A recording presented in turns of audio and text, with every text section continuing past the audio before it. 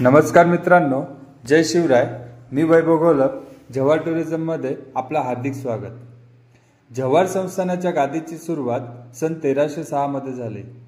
नाशिकमधील इगतपुरी तालुक्यातील मुकणे या गावचे रहिवासी असलेले पहिले महाराज महाराजा जयदेव मुकणे उर्फ महाराजा जयबा मुकणे हे जव्हार संस्थानाचे पहिले राजे होते। राजगुरू श्री सदानंद महाराज यांच्या मार्गदर्शनाने आणि आशीर्वादाने जयबा राजांनी जव्हार किल्ला ताब्यात घेतला। तसेच हे एक भारतातील आदिवासी संस्थान।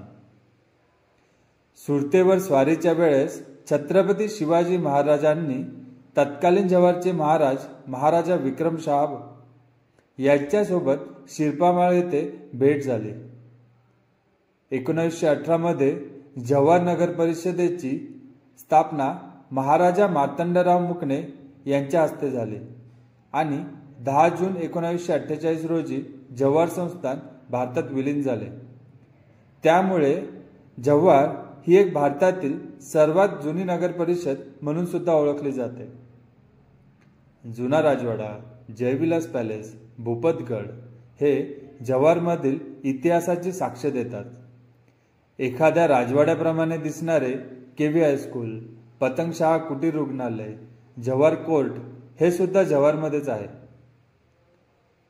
महाराष्ट्राची धाकटी जेजुरी म्हणून ओळख असलेले खंडेराव महाराज मंदिर, जुना राजवाड्यातील गणपती मंदिर, महालक्ष्मी मंदिर, महादेव मंदिर हे जव्हारच्या हिंदू संस्कृतीचे पुरावे आहेत। मुंबई, नाशिक व गुजरातच्या मध्यभागी असलेले जव्हार हे समुद्र सपाटीपासून 1450 फुटावर आहे। घाट रस्त्याने नागमोडी वळणे घेत जव्हारमध्ये यावे लागते। सनसेट पॉइंट, हनुमान पॉइंट, शिरपामाळ, मातेरा डोंगर हे जव्हारमधील प्रेक्षणीय स्थळे। तसेच जयसागर धरण, खडखड धरण हे सुद्धा जव्हारमध्येच आहेत। अलीकडेच जव्हार हे धबधब्यांचे गाव म्हणून सुद्धा प्रसिद्ध होत आहे। हिरडपाडा धबधबा, दाबोसा धबधबा, काळमांडवी धबधबा, डोमझिरा धबधबा, ट्विन्स वॉटरफॉल, दादर कोपरा धबधबा, खडखड धबधबा, लिंगाडा धबधबा, पवारपाडा धबधबा असे बरेचसे धबधबे येथे पाहण्यास मिळतात। पण काळमांडवी धबधबा आणि डोमझिरा धबधबा हे वर्षभर पर्यटकांस आकर्षित करत असतात।